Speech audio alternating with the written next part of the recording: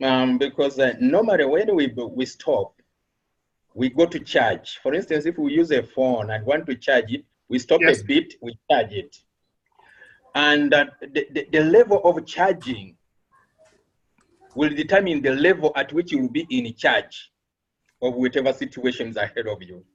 So if we don't get time to stop and reflect, it's like we are getting off the rail unknowingly. But the moment we stop to charge, that means we are empowering ourselves to be in charge of whatever situation is ahead of us. And it makes us better managers, better leaders, better husbands, better fathers, better human beings in whatever circle we move in. So it's a very important time we have, each one of us must have time to reflect, time to charge, so that you can be in charge.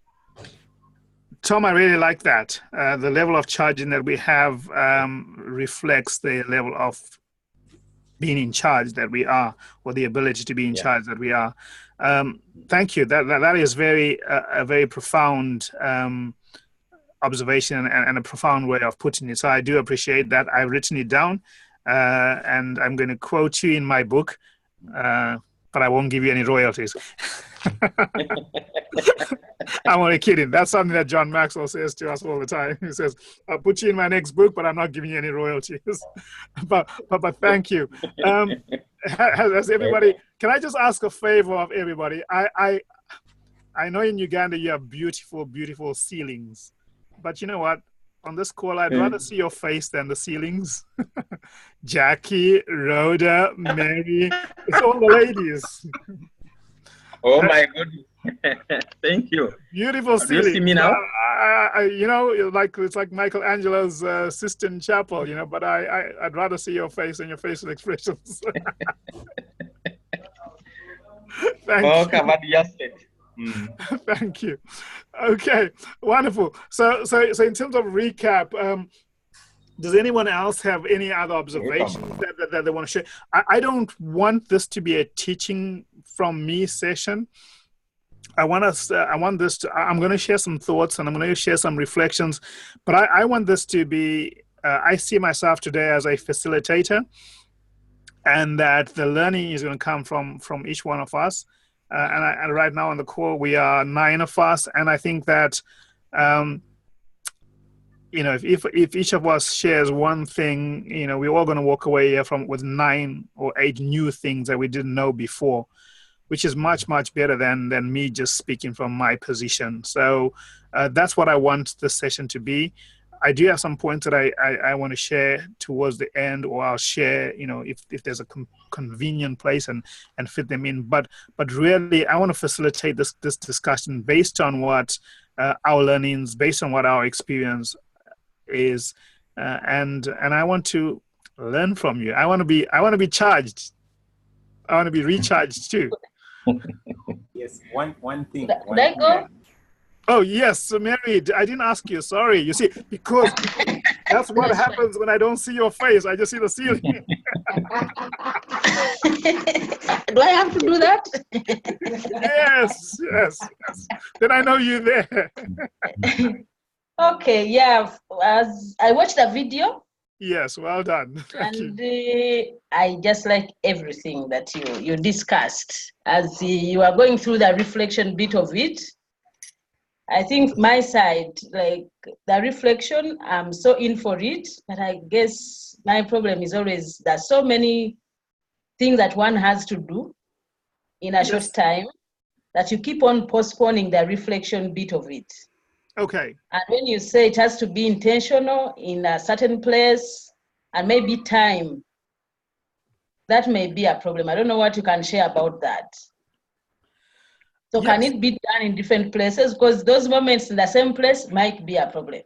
No, so absolutely, and I appreciate that. So here's the thing, and the reason we say that is because so typically for me, because of what I do, because I have a pretty flexible schedule, I don't have to be in an office anywhere, any day, at any time, unless I have a specific client meeting. So right now, my office is in my house. And sometimes I go to the coffee shop, and sometimes I go to Starbucks, and sometimes I go to Costa's, and sometimes I go somewhere else, just to have a different environment to work. But the problem with that for me is that unless I'm totally disciplined, because I don't have to be at a certain place at a certain time, other than dropping the children off at school and picking the children off up, things can end up, if I say, for example, my commitment to going to the gym, I'll say to myself, I need to go to the gym 3 times a week. But because of my schedule, I'm not putting down when I need to go to the gym, which day I need to go to the gym, what time I need to go to the gym. So all of a sudden, I'm finding that there's 2 days of the week left, and I need to go to the gym 3 days. So the whole idea of having a place where you go and a time where you go is just that discipline aspect of it. Now, some people can do it without having that structure, but I can't. I need to have that structure because I'm naturally a type of person that rebels against structure. My personality type. I'm a creative type. I'm like an artist, we flow. And so that's a problem. So unless I actually set aside a specific time and a specific place, and so when I recorded that video, on the shores of Lake Geneva. That's where I spent the last month. I was able to every single day walk to that part of the beach and sit down or walk along the beach and talk to God and reflect and do all those kind of things. I was able to do that. And it helped me. It absolutely helped me. I've been back now a few days, and I don't have a Lake Geneva to walk to. So all of a sudden, I'm having to find a place to do this kind of thing. And what happens when you don't put a place and a time to it? It's hard to come to it. It's like eating. If you want to eat healthy, then you have to say to yourself, at such and such a time, I'm going to eat, and this is what I'm going to eat, and you got to know that in advance. So that's where that helps. I'm not saying that that's the only time you can do it, but if you want to be consistent, you either got to be consistent on the time you do it or the place you do it. That helps with consistency. I know people who do not struggle at all with consistency, and people like that really frustrate me, because if you say to them, hey, I'm in your neighborhood today, let's meet up for a coffee, and they'll tell you, oh no, I have such and such a thing planned, and it's been planned for the last 6 months, and I'm saying, but I'm only in your city for half an hour, and we haven't seen each other for 6 years. So that's an extreme example, but do you understand what I'm saying? So there are some people who don't struggle with that level of discipline and that level of him, but for most of us who do, that's what helps us. Okay. Yep. Did I answer your question? Tom, you want to say something? Yes, I wanted to say that the amount of value we attach on a schedule determines how loyal we are going to be to that schedule. We just need to attach a lot of value on personal development and reflection so that you can respect the values, the schedules.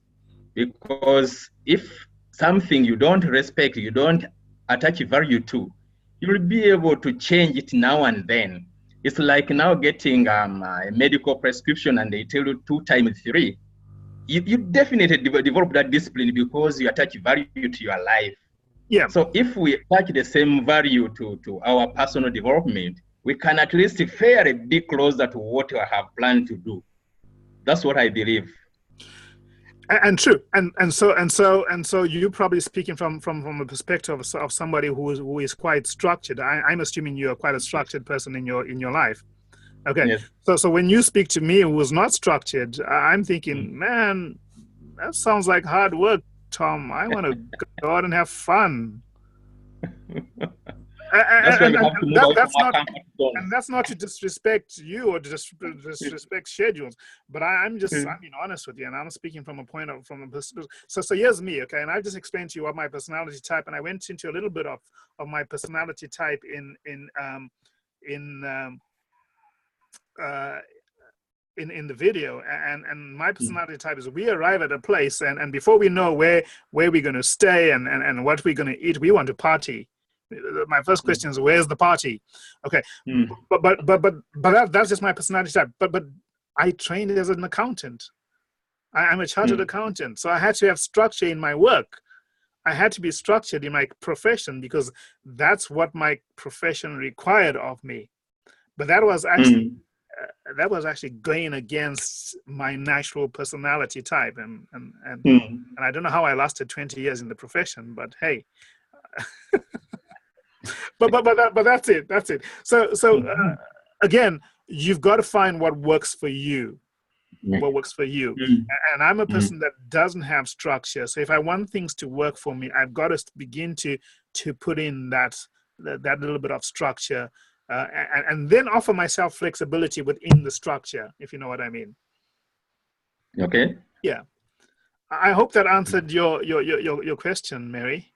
Yeah, that is quite helpful. Because Okay. at least you can, as long as the objective is to reflect, maybe the frequency is clear from your side, it can be done from anywhere, as long as you meet the frequency or the need, how often you have agreed to yourself, how often you should do it. Yeah. That works. Absolutely. But the structure of every day in a certain place doesn't. Maybe my side Absolutely. doesn't work. So here's my thing. Marry the mission, date the tools. Okay? These are the things that are tools. As long as you're staying true to what your mission is, what it is you want to accomplish, the tools that you use, you can be flexible about the tools that you use. If you want to use a spoon to cut a loaf of bread, you can use it if you want to, but it's not the best tool to use.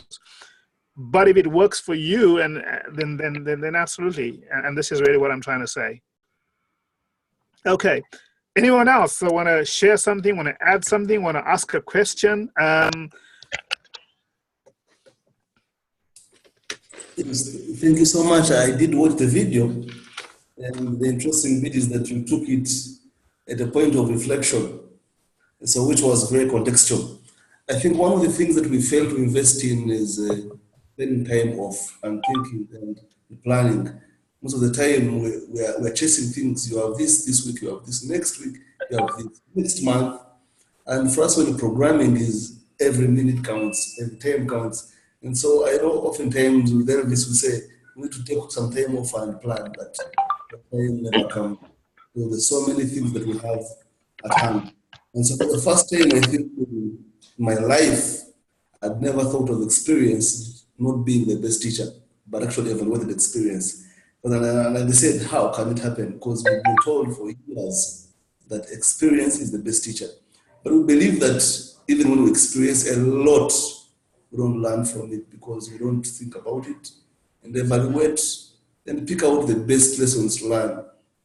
And so for me, it was very, very instrumental that to be able to focus on what we've experienced and be able to give it to the next generation.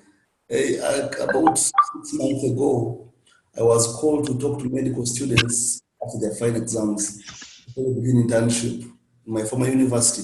And so when I reached there, and on the night before, I spent the whole night thinking, what do I tell them?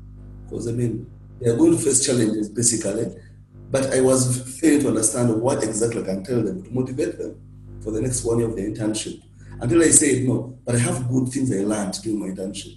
I made good friends, I got a mentor, I enjoyed myself, we went out partying. So I said, okay, I should tell them what I enjoyed in my internship. And so that's what I talked about for about 2 hours. And these guys were excited.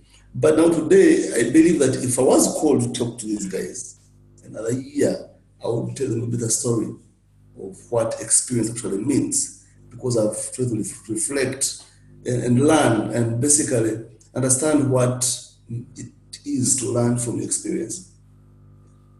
Yeah, and absolutely. And here's the thing is that the kind of the way I liken it to is and I'm going to go back to the example of being in the gym, and the way I talk about being in the gym, you'd think that I'm in the gym every day. No, I'm not. I need to be in the gym every day. Maybe it's my guilty conscience. But the whole idea about going into the gym, you go into the gym, and every time you're in the gym, whether you're doing weights or you're on the rowing machine or whatever, what you're actually doing is you're not actually building muscle, you're breaking down muscle. Okay? You're pushing the resistance and you're actually breaking down muscle. It's your rest time, the time when you're resting, that your muscles are regrowing strong and developing. And that applies to absolutely everything that we do in life. It's life works in patterns, and so our learning, when we're taking in information, we're not learning. Really speaking, we are not learning. We are taking in information. When you are eating food, you are not. Your cells are not, and I'm not even a doctor, and I'm going to venture into territory that I shouldn't be in, but your cells are not necessarily taking in the nutrients. You're taking them into your body, but they're not actually going to the parts that they are needed. But it is when you're resting and after digestion that the nutrients begin to get dispersed to the places that they need to go to. And that is what reflection does to us, is you take in all this information and all this learning, either through books and through reading, through seminars, through sitting in church, but you're just taking in information. And some information will resonate more than others just because of where you are and because of your level of awareness at that point. But when you begin to sit back and reflect, that's when the true learning happens. That's when the true growing happens. Because you're not just taking stuff, you're now beginning to apply stuff. You're beginning to find where this fits. All day you've been collecting pieces of a jigsaw puzzle, and you've been busy doing that. And when you sit down now in the evening, you're sitting down and you're putting those jigsaw puzzles in their right places, and you're now building the picture that you need to build. Does that make sense? Yes. Tom, I see we've got a young, keen leader to learn, eh? I like that. Start them young, that's what I say. Start them young. Anyone else have an observation, have a question, have something they want to talk about? I have a question. You have a question? Yeah, I'm not sure really whether some of my experience are really in the right track or what, but sometimes when you are really tired and you think you should be reflecting, you actually end up sleeping, dozing. Yeah, that's your body telling you you're tired, that you need to rest. At the end of the day, you don't really go through all the steps you have talked about to really do the investigation, maybe think through the 4 steps, the 4 eyes. And then, yeah, I think so. That is one of the things I think that I observe, that for people who get tired, you can actually doze through the reflection time. Yeah, but the whole the act of realizing that you're tired is an important act, because it's what do you do about your tiredness, and so what are you learning from the fact that you're tired? What's that telling you? Yeah, you actually tired. You have overworked the body. It's telling you that if that's happening, if it's happening today on one day and it's a one-off, you say, oh, fine, okay, maybe I had an early start today, maybe I was busy at work, maybe I was stressed. But if it's happening on a continual basis, then that in itself, there's a learning process, there's a process of reflection that has to take place there, and say, okay, what is this telling me? What's my body telling me? What's my body telling me about my health? What's my body telling me about my my diet? What's my body telling me about the amount of time I'm resting? What's my body telling me about the amount of stress that I'm carrying? What am I learning?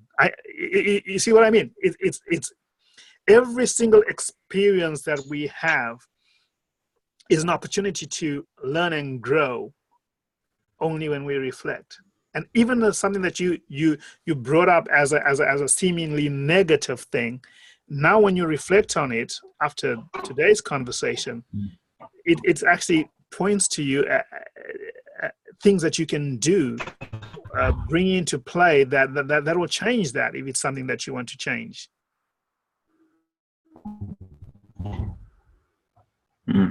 One thing that I know about reflection. Yes.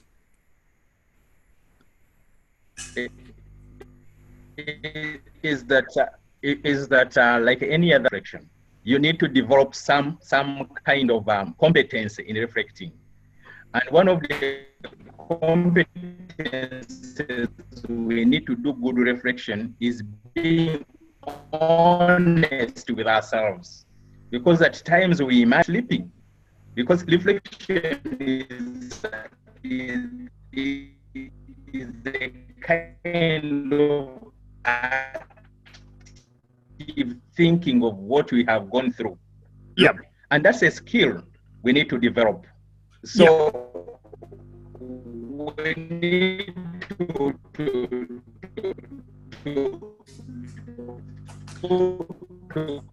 sorry, Tom, sorry to interrupt you. Developing the skill of reflection. Yeah. It may be.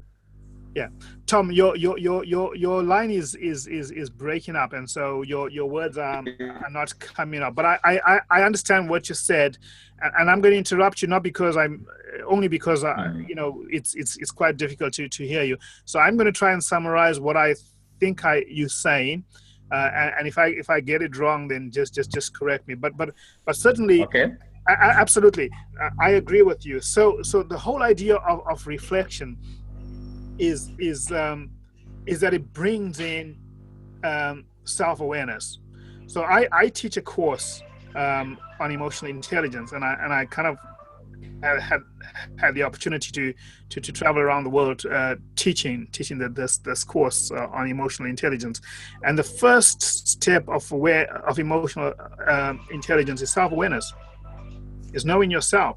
And this is what reflection does. Reflection in its very nature is it highlights your awareness of your personal awareness, your awareness of self, which really is crucial, is fundamental, because you got to know yourself to be able to grow yourself.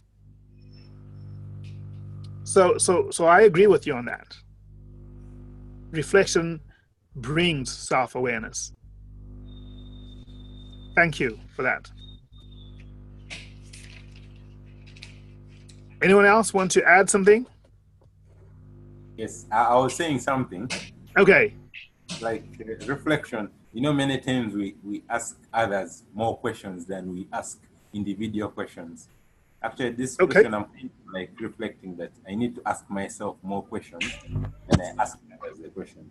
Because I'm coming to that realization that growth comes from when you ask those personal questions than when you ask others the questions. So it's kind of I'm starting to get to that point that to achieve the growth I want to, I need to critique. I need to, if I'm planning to do something, if I want to achieve a certain goal, I need to keep asking myself, how do I get there? The more I stop asking the questions, is if I stop asking the questions, means I'm limiting the growth. So the more questions I ask myself, the more I'll come to that point of growth. This is one point I've come to realize. Absolutely, definitely. I absolutely agree with that, Elvis, because the most important questions are those that we ask ourselves. And by that, we don't mean that you must second guess everything that you say and that you must doubt yourself. That's not what I'm saying. And there are people who are constantly asking themselves questions in a negative way, and end up being paralyzed and don't do anything because they just don't trust their own judgment. This is not what we're saying. What we're talking about here is asking yourself the questions, the fundamental questions. Where am I today? Or I guess the starting question is really where am I?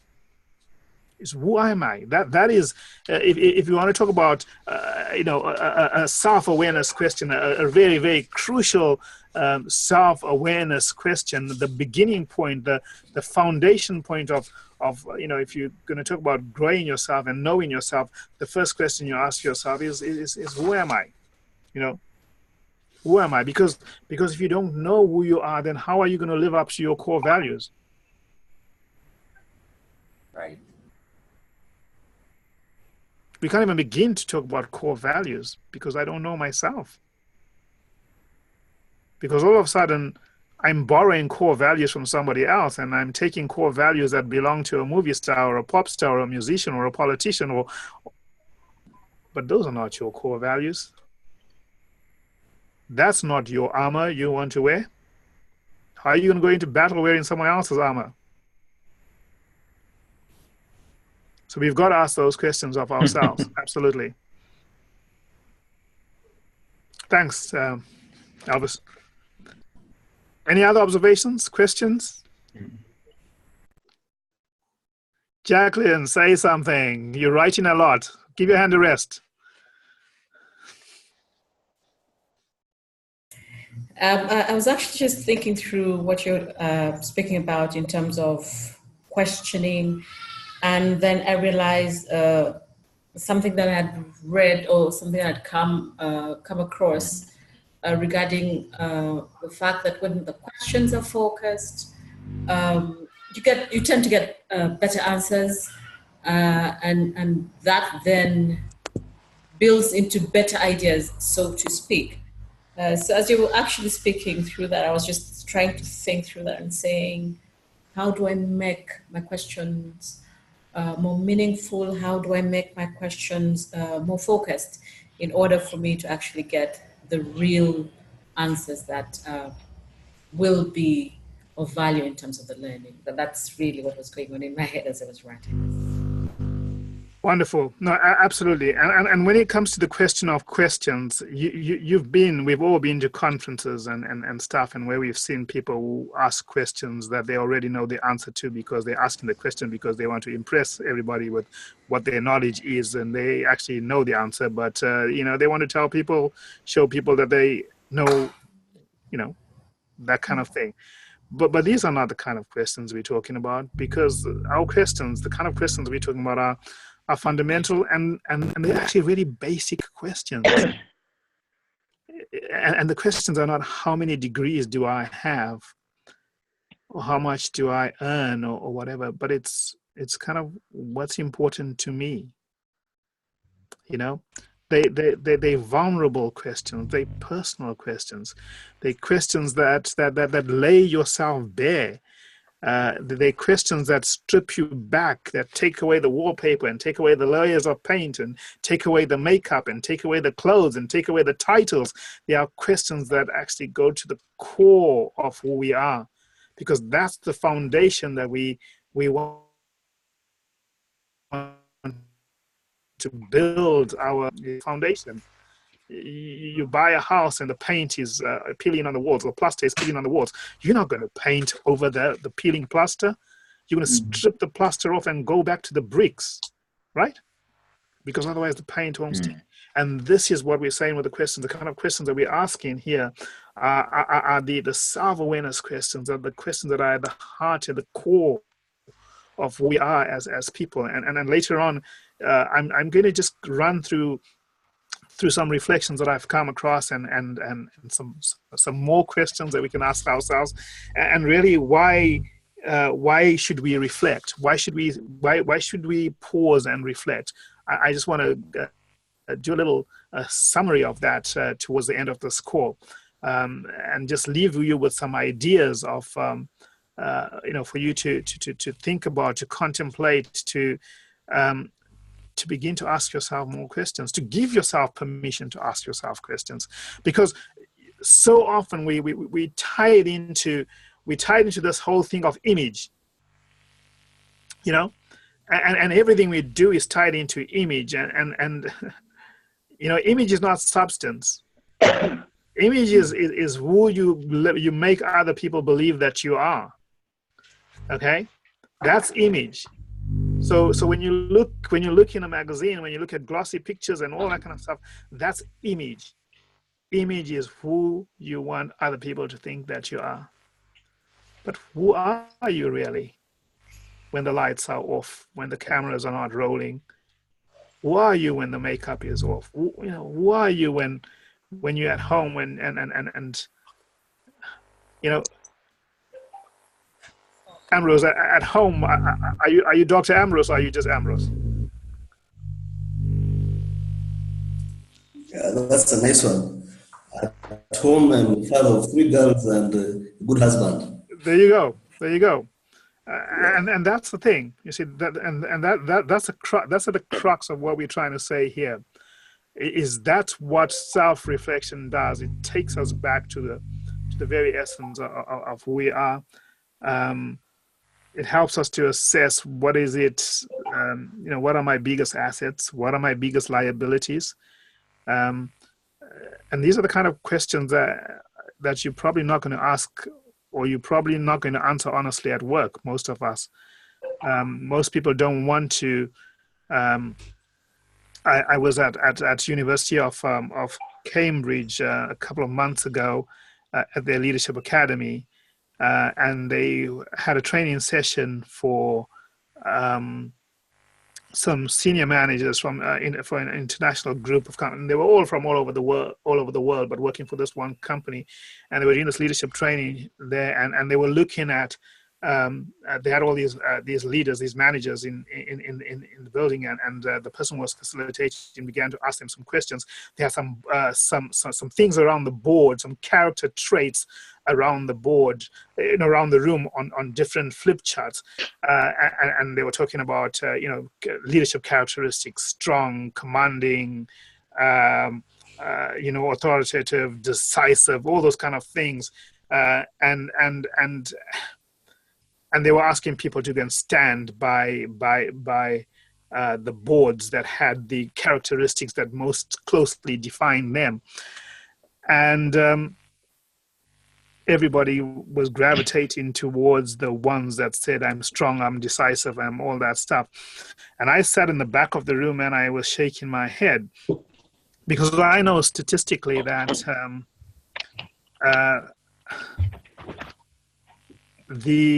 in any group of people, the makeup of the people that are dominant and forceful, and the kind of A-type that we say are the leaders, that number is always smaller than any other one statistically, because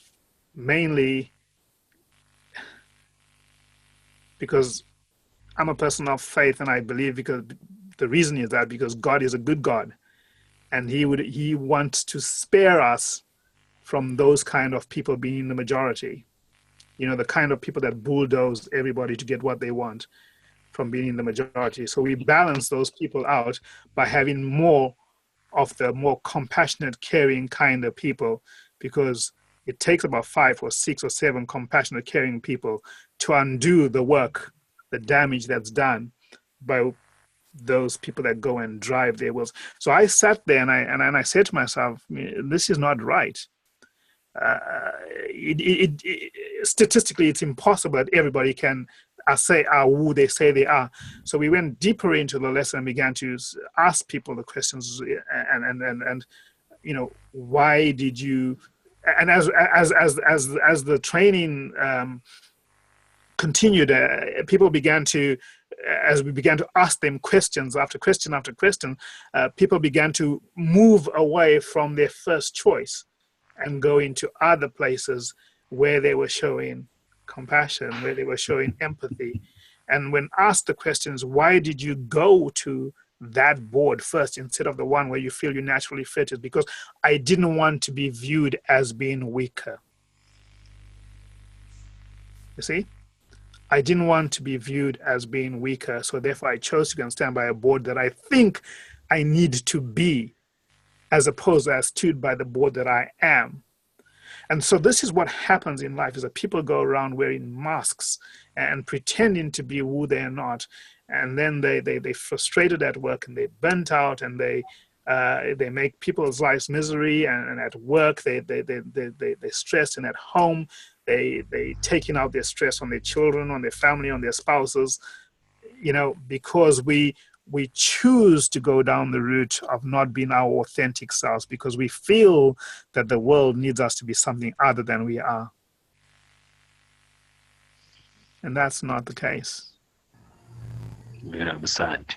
And I have a problem with that, and it's really very real, especially at places of work where an individual cannot really be themselves and stand for what they truly believe. They keep shifting from one position to the other, and if one individual comes with this idea, then they run after them and say, oh yeah, you're right, that's the correct thing. And somebody else comes in and they're like, oh yeah, you're right. Actually, what you're saying makes a lot of sense. I think for me, what that does for me is that it actually frustrates me, because then you don't know who you're dealing with. My preference is stick to what you truly believe, whether it's right or wrong. That is your belief. Yeah. Rather than just going with everybody all over the place and making everybody's lives miserable, like you said. And absolutely, we are all wired differently, and that's not a bad thing. That's absolutely a good thing. I talked about, my belief that God is a kind God, a benevolent God, and He made us different so that we could have that balance. And He did make the kinder people outnumber the more driving characters by quite a lot, and statistically that's proven. So, yeah, because we don't value authenticity. You see, and so part of what I do, and part of what certainly John Maxwell does, and what most of John Maxwell coaches do, is what we want to do is we want to say to people is that the best type of leadership is authentic leadership. That's leadership where it says, you know what, I don't know the answer to that question. I don't know what the solution is, and I'm okay to admit that I'm not the smartest in the room. But you know what makes me smart? Is that I hire people that are smarter than me, because I recognize I'm not the smartest. That kind of leader is the kind of leader that we want to be. Is the kind of if you are running the company, and certainly Jacqueline, and I don't know how much power and how much authority that you have in your role at work, but certainly what you should be working towards with your senior management is to create an environment that values that values authenticity, that values decisions or thoughts that are and ideas that are different from everybody else, and make it inclusive, and make sure that everybody's voice counts. You're not going to go with everybody's opinion, but at least allow everybody to without fear of repercussions, without fear of being victimized, to be able to voice their opinion. Ultimately, the leader makes the decision, but allow everybody's voice to be heard. I have 3 sons, and my goodness, it's crazy sometimes. And one is 16, one is 8, and one is 5. I want to make sure that everybody is heard. Ultimately, I'll make the decision, or we'll come to a joint decision. But everybody, including the youngest, unfortunately he's the one who's one of the loudest, has to be heard. Because when everybody is heard, Paul Martinelli, who was the president of the John Maxwell team, says, people can't hear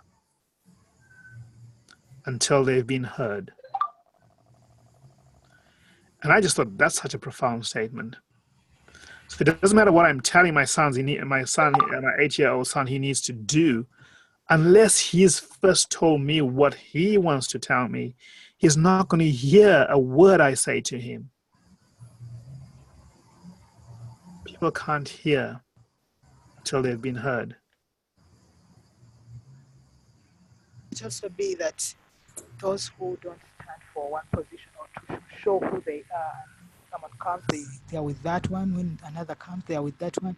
Could it be because they don't have value to themselves? They don't seem to have value according to themselves. They don't. They think they are not worth, and therefore they want to make a show. Could it be maybe fear of being looked down upon? They don't trust themselves. Could it be the reason they're not, I mean, they don't stand for what is true or for what they actually themselves? They want to show people they are this when they are not actually that, because they feel that they will be looked down upon and despised. Could it be the reason, I think? Yeah, so certainly there are lots of different reasons, and one of my observations personally, and I'm not saying that I'm right, but my observations personally is when I've come across, and I've had a boss who was a bully, who took it upon himself to bully and cause dissension within the team. In fact, his philosophy was, a little conflict in the team is not a bad thing, and I totally deplored that. But over time, and this was a long time ago, over time and now as I reflect and I look back, my own thoughts, and I could be wrong, my own conclusion is that the root cause for most of these things and most of the behaviors that we see at work, in the workplace and in other places, is simply, I used to judge.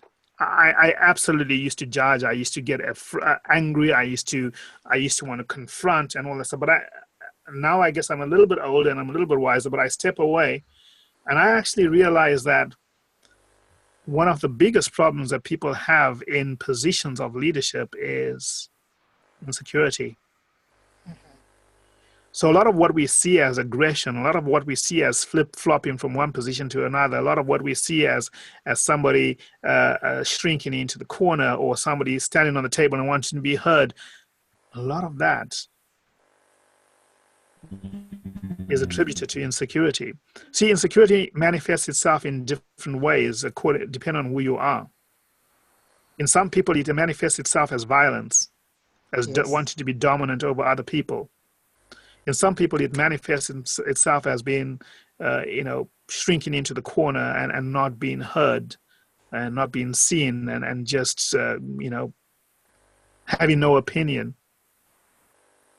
None of those is good. None of those is healthy. But if somebody realizes that this is what I bring to the table, this is what I am, this is what I struggle with, this is my authentic self, then we begin to deal with the insecurity. But as a company, as an organization, or in your family, you have to create an environment that is conducive for everybody's voice to be heard. Yes. Whether it's in your family, whether it's in your workplace, whether it's in your church, whatever. I'm not saying that every single opinion must be taken, must be, can you imagine, Jacqueline, you said you've got how many boys?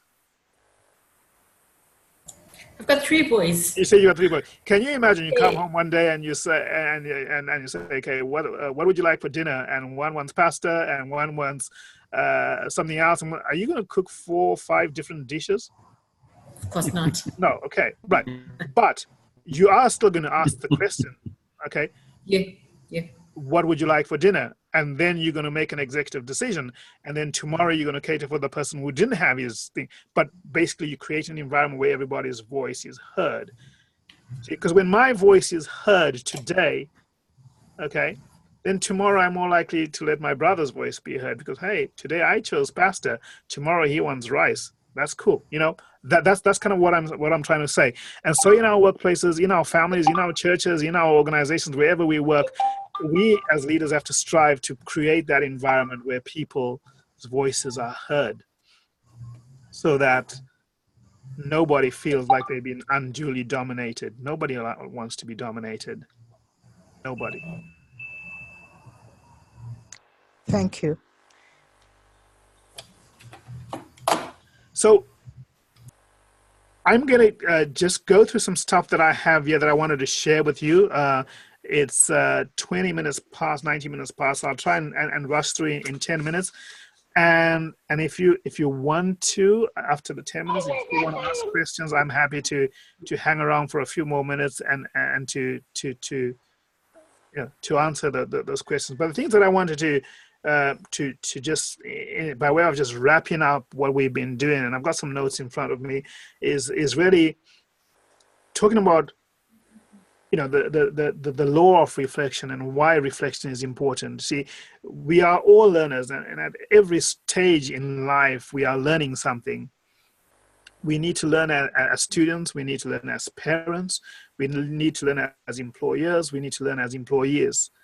We need to learn as managers, we need to learn as leaders and directors, whatever it is we're doing at every stage. You know, the list goes on forever. Forever, as long as we are alive, we need to learn. But the most important aspect about learning, of the learning process, the most important aspect of the learning process is reflection. Absolutely reflection, because whatever is not reflected on is usually not learned or retained. So if you don't reflect on it, chances are you're not learning it or you're not retaining it. An American poet, philosopher and psychologist, rather, John Dewey, and this is going back to 1859, he was born, and he died in 1952. So somewhere in his lifespan, he says, we do not learn from experience, but we learn from reflecting on experience. Now, what John Maxwell says as well, you know, and I mentioned in the video, is that experience is not the best teacher. Evaluated experience is. So how do I reflect? So at least once a day, we should really take time out to say, okay, what did I learn today? And how did my day go today? What did I do right? And what didn't I do so right? What's working and what's not working? And that way, when you reflect that way, it gives you an opportunity to continuously improve. So earlier on, I was talking about fitness habits. So when say I begin to reflect on what my fitness habits are, okay, or you were talking about Mary, you were talking about being tired. When you begin to reflect on the reasons that you are tired, okay, and maybe that begins to cause you to start reflecting on your work, how you handle your work, how you're balancing your work. Maybe that begins to get you thinking about how do you handle your commute to work and back from work. Is that part of the equation? Is that something that needs to change? Maybe am I eating the right foods that, you know, to give me energy? Or so all of a sudden, what started off as I'm tired at the end of the evening, through reflection, you could end up changing a whole lot of small steps along your life that impact that. So reflection, you think it's just, I'm just reflecting about, you know, in Ambrose's case, it's not Ambrose, in Tom's case, I'm reflecting about my broken leg. Sure, but through that reflection, it could lead you to a series of other reflections that come out of that. So what is it that caused me to trip? What is it that caused me to fail? What is it that caused my bone to break? Now, could it be something that I could supplement in my diet to make my bones strong? I don't know. I'm just throwing that out there, but I'm just saying to you that this is kind of the process of what reflection does to us. You know, you can't put, it's like air, you know, you can't put it there and say, stay there, or like water. You can't put water on the table and say, stay there. You know, water will expand to fill the space that's available, same as air. So that's what reflection does. So why should we reflect? Why do we reflect? See, I believe that the fundamental reason for reflection is that deep reflections empower us, and we talked about it earlier. They empower us to gain self-awareness, and when we have self-awareness, you then have the ability to make changes to improve yourself as a person. So that's the thing. And what are the benefits of reflection? Well, reflection helps us to learn from our mistakes. Makes us learn from, it stops us from repeating the same mistakes. If you don't reflect on what you've done wrong, then you don't get the opportunity to change it. The definition of insanity is doing the same thing over and over and over again and expecting a different result. If you don't reflect, you're going to keep doing the same thing over and over, and you're going to think, well, why are my results not changing? If you're doing the same thing, the results are not going to change. Okay. What else does reflection do to us? It gives us great ideas.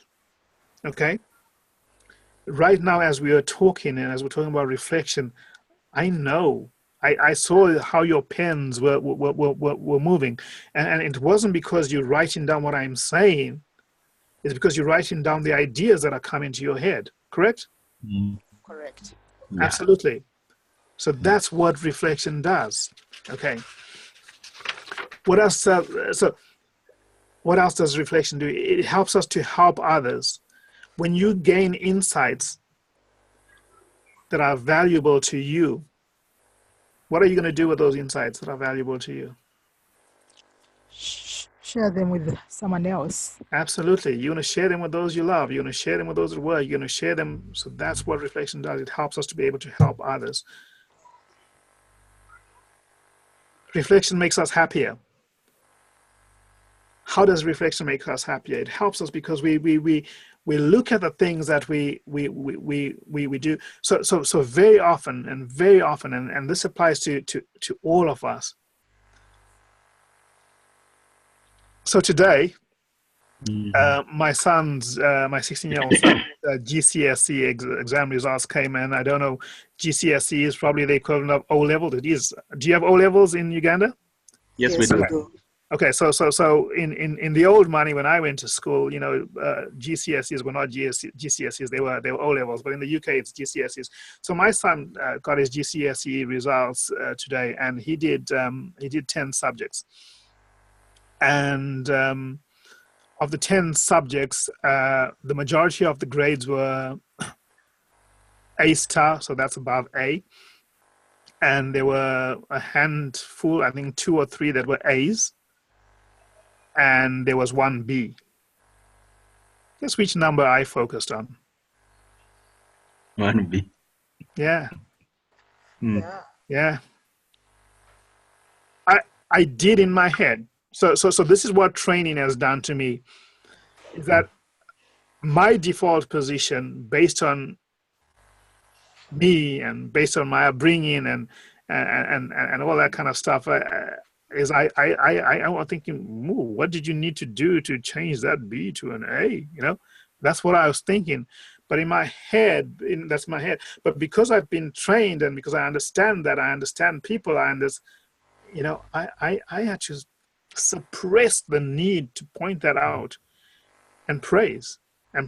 So what I'm saying is that how does reflection, how does it make us happier? Is because we have a tendency, we are wired to, I think in computing it's called an exception report, where it throws out all the things that went wrong, and then you just focus on things that went wrong. Okay, that's how we are wired, and that's how either we are wired or that's how we are conditioned because of the society we live in and we grew up.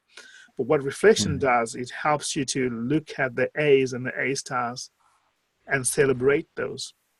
So rather than focus on the one thing that you got wrong at work today, in an 8.5-hour day or 9-hour day, depending on how long you spend at work, you did one thing wrong. That's the thing that you're going to go to bed thinking about, right? But when you begin to reflect on all the other things that you got right throughout the day and how you've added value to people and how you made somebody smile and how you made somebody's day and how you blessed somebody and how you helped somebody with a problem and how you helped an old lady cross the street and all those kind of things, you begin to reflect on those things and you feel like a better person because you know that you made positive contributions and it makes you happier. Yeah, that's right. So that's one of the tangible benefits of reflection. It makes you happier. The other thing that reflection does, it gives you perspective. Because so often we can caught up on everything that's going wrong in our lives. Everything that's going wrong in our lives. But when you reflect, it gives you an opportunity to calm down, it gives you an opportunity to lower your stress levels, because you're saying, okay, it's not all bad. It's not all bad. Reflection helps you to understand yourself better. See, when we reflect, we are ultimately having a conversation with ourselves. So those self-conversations are a great way to understand ourselves better.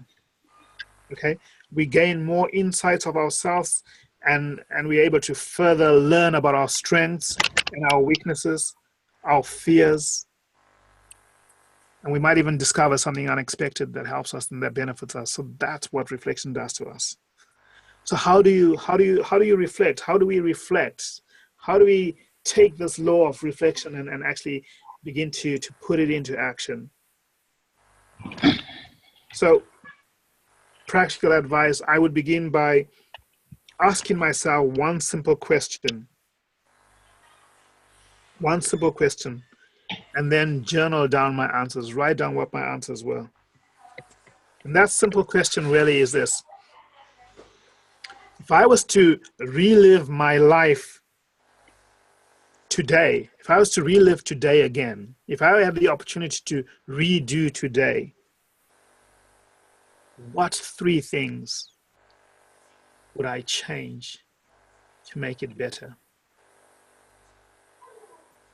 If I could relive today, what 3 things could I change to make it better? And out of that, you begin to get a bit more deeper reflective questions. How do I reflect on this? So the kind of questions that you can begin to ask yourself is, did I live up to my core values and personal mission today? Now remembering, you've got to know what your core values are. You've got to have that level of self-awareness, because otherwise you don't know what your core values are. And we spoke about it earlier on, is that reflection gives us that self-awareness of who we are. See how it's all interlinked. You can't be your best self if you don't know what your self is.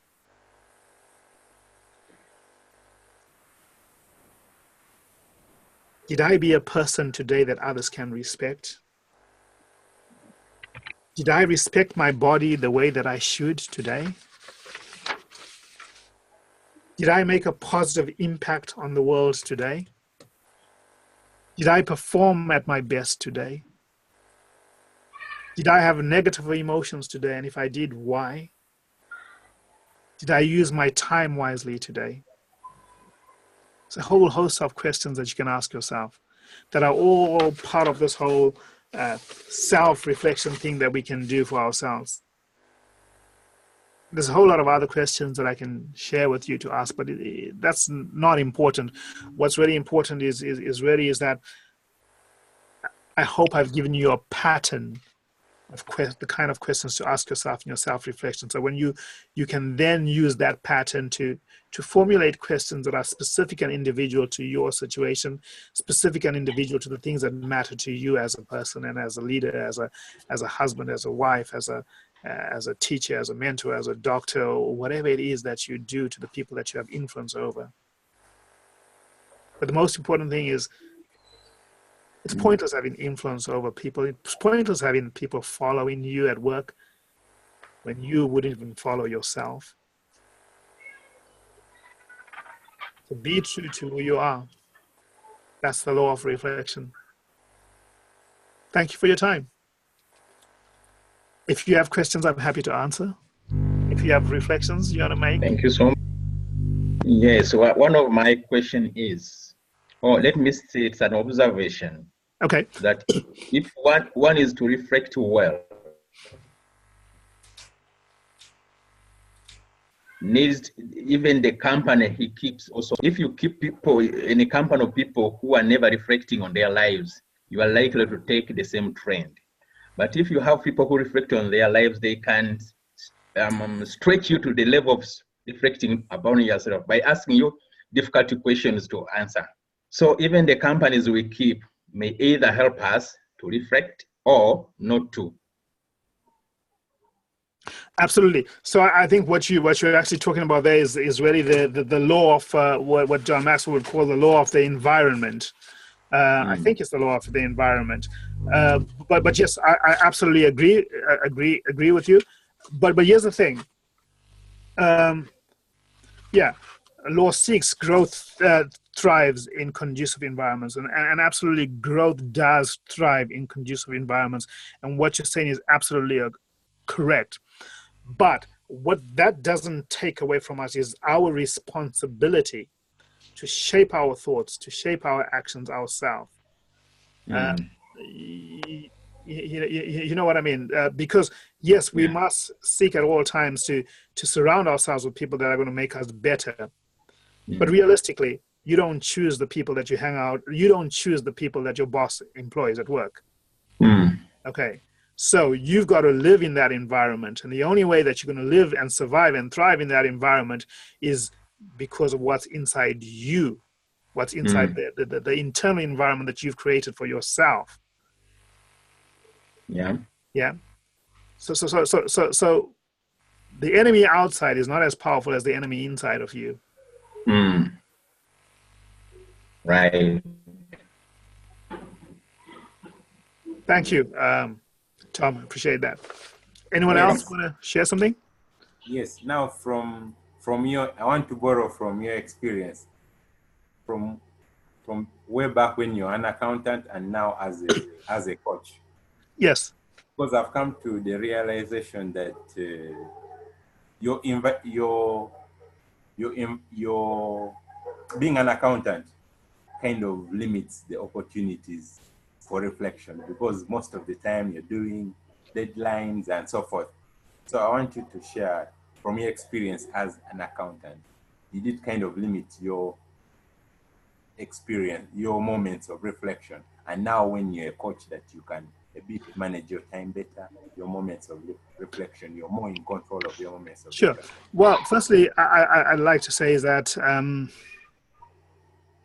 4 years ago, maybe 5 years ago, I didn't have the level of awareness that I have today. I didn't have the understanding of what my limitations were. I didn't have an understanding of who I was. I didn't have an understanding of what it is that I was trying to do in life. I did what was in front of me to the best of my ability. And that's what I did. Did it limit me? At the time, it didn't. I don't think that it did. In hindsight, in reflection, yes, it did. But what the thing is that you don't know what you don't know until you know what you didn't know further down the road. So we can hide behind careers. My career limits me from doing this. My career. No, I know some people that are coaches and are still happy being accountants because it suits them. It suits their personality type. It suits who they are. It's part of what their mission is. I'm saying from my perspective, it wasn't my mission. It wasn't what I was passionate about. Was I good at it? I must have been. I got promoted. I ended up as being a CFO of several companies. So I must have been, okay at what I did. But was it me is the question. Not was I good at it. Did I make money out of it? Did I have a successful career? That doesn't matter. Was it me? Was it my purpose? Was it my passion? The answer is it wasn't for me. But it could be right for you. Only you know the answer to that question.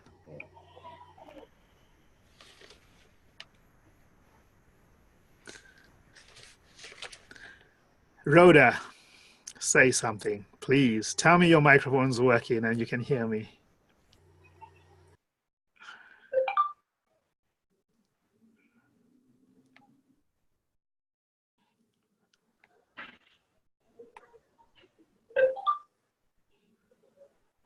Okay, sorry, I struggled to unmute myself. No, you know what? Because I was unmuting you at the same time, so as I muted, you muted, and so we were playing back. Sorry. Okay, I have heard what you have said, and I have picked the questions that I need to ask myself. And what I'm realizing is that the questions, I mean, the reflection now needs to be intentional, but also get a little bit deeper. Because I realize, for example, like if you've had a bad day, you kind of take some minutes and then reflect what was the problem. But what I'm trying to get from here is if I could start from the positives that have happened during the day, I mean, trying to reflect so that once I build that culture, then it helps me to get into that kind of structured way of trying to evaluate what has happened, what went well, and then try to learn, because however much I'll get information, when I'm not learning from that reflection, then I can't get more insights. And it is true, even when you see a bee can have some positives in it. So homework for me. And absolutely, and I absolutely believe that absolutely every single thing that happens to our life, in our lives, even the things that we view as bad, are not bad. They may look bad, they may seem bad, and all that stuff, but absolutely everything happens for a reason. I'm convinced, and I'm absolutely convinced also that in everything that there is a lesson. There is a lesson either for us or a lesson for those that we come into contact with, that everything that we experience, good or bad, shapes who we are, that I am who I am today. Of course, not because of all the great things that happened to my life. You are who you are today, not because everything went swimmingly well for you, but some of the hard things, some of the adversities that you had to experience in your life have shaped you to make you the kind of person that you are today. A tree's roots don't go deep in times when there's rainfall in the rainy season. No. A tree's roots go deep in the times of drought, when there's no water, when a tree has to dig deep and search far down below the surface of the ground to find water. That's when its roots go deep. That's the same with us as people, is that the negative things, or the things that we perceive as negative, they play a part in shaping us. What we need to change is our mindset, is how we look at these things, because the meaning we ascribe to something will shape our response to it. Let me give you an example. Water. What does water mean to you, Rhoda?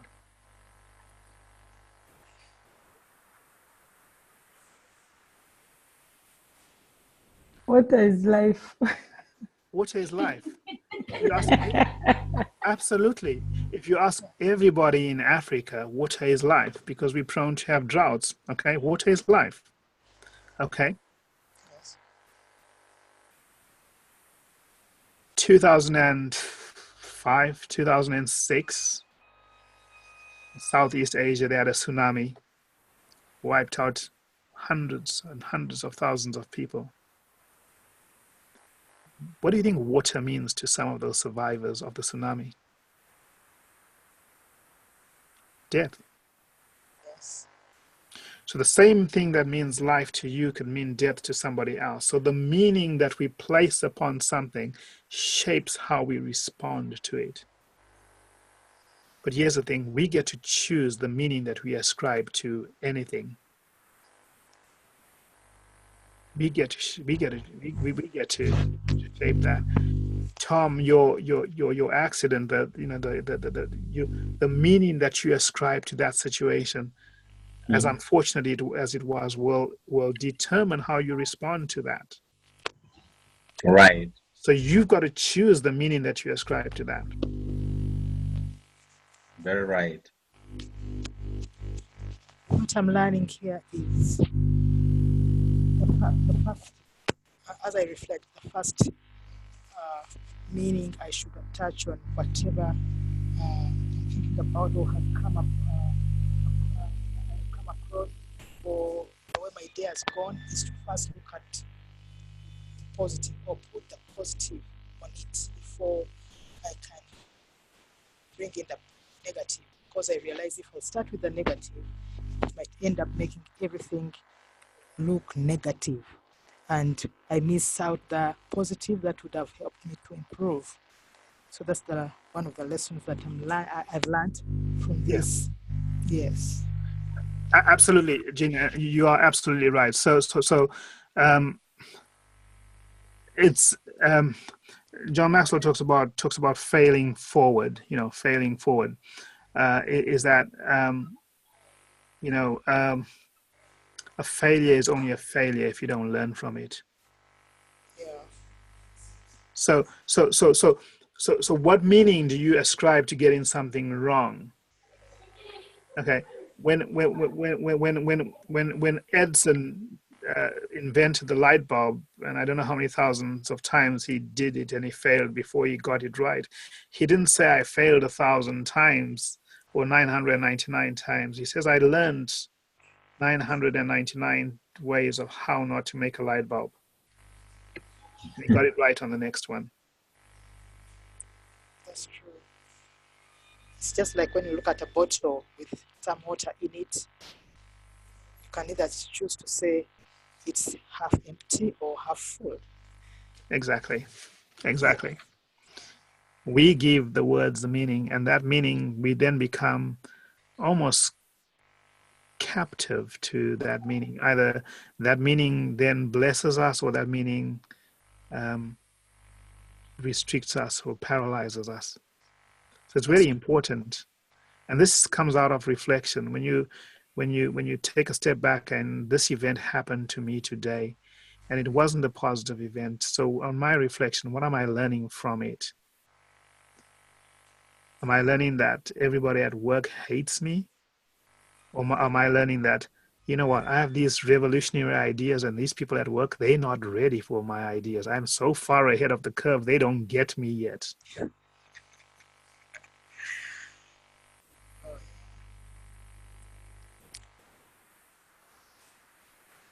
Ladies and gentlemen, thank you.